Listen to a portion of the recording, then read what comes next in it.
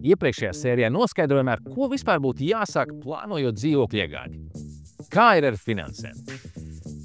Ja jums ir liela dzīves uzkrājuma vai mantojums vai turīgi vecāki, tad es jūs apsveicu, jūs noteikti varat izlaist šo sēriju. Bet, ja tomēr jums ir nepieciešams bankas finansējums, tad mēs jums iesakām vērsties pie bankas pēc konsultācijas par hipotekārā kredīta saņemšanu. Sākotnēji, banka novērtēs jūsu finansiālo stāvokli un noteiks jūsu kredītspēju. Mēs iesakām šīs konsultācijas saņemt vairākās bankās, lai atrastu un izvēlētos sev izdevīgāko variantu.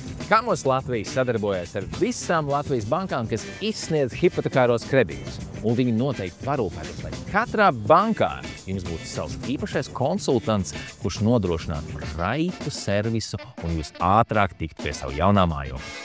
Svarīgi! Pieteikties lēmumam par hipotekārā kredīta piešķiršanu var jau būvniecības stadijas laikā, lai tālāk ar bankas pozitīvo lēmumu varētu droši slēgt pirkumu, priekšlīgumu un gaidīt savu sapņu mājokli.